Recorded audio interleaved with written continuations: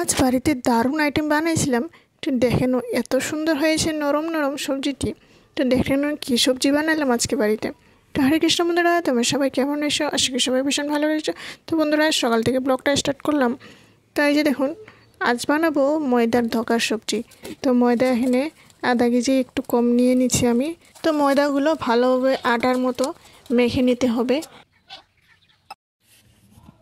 তো এইভাবে ডো বানিয়ে এই যে ঢেকে রেখে দিলাম 5 মিনিট মতো। তারপর একটু পরে যে ভালোভাবে এখানে ধুয়ে ধুয়ে আমরা সাদা অংশটি বের করে নিব।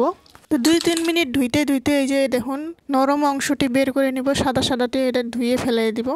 তারপর এই যে দেখুন ছোট ছোট করে বড়ি বানানোর মতন এইভাবে ভাজা ভাজা করে নিব। তো এটা হলো মায়াপুরের বিখ্যাত সবজি। অনেকে অনুষ্ঠান আয়োজন হলে মানে বেশিরভাগে এগুলো সবজি বেশি বানায়, তো অনেক সুন্দর হয়। তো এই যে দেখুন সবগুলো ভেজে রেডি করে নিলাম। তো কড়াইয়ের মধ্যে তেল দিয়ে এখানে পাঁচফোড়ন দিলাম, তারপরে তেজপাতা, আলু ছোট ছোট করে কেটে নিয়েছি লম্বা লম্বা করে। তারপর এখানে মশলা একটু পেস্ট করে রেখেছিলাম, জিরা বাটা। তো সুন্দর করে দিয়ে এখানে ভাজা ভাজা করার পর টমেটোর একটা কেটে দিলাম, তারপর হলুদ লবণ সবগুলো দিয়ে ভাজা ভাজা করার পর তারপর এখানে জল দিয়ে তো 2 মিনিট মতো আমরা এখানে উতল আসা পর্যন্ত। তারপর এইদিকে আমরা চুনটা বড়িগুলো করে রেখেছিলাম ভাজা ভাজা করে, তারপর এখানে দিয়ে এই যে দেখুন 2-3 মিনিট ঢাকনা দিয়ে সেদ্ধ করে নিয়েছিলাম।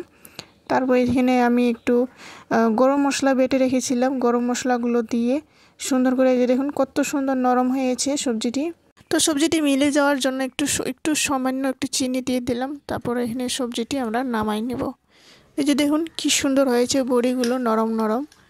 তো বন্ধুরা, আমার এইভাবে সিম্পল রেসিপি দেখতে হলে আমার চ্যানেলটি অবশ্যই লাইক, সাবস্ক্রাইব অ্যান্ড ফলো করতে ভুলবেন না। তো এই যে দেখুন কি সুন্দর নরম হয়েছে, ভাতের লগে রুটির লগে খেতেও খুব মজা হবে খেতে। তো বন্ধুরা, ভিডিওটি ভালো লাগলে অবশ্যই লাইক করে দিয়ে যাবেন।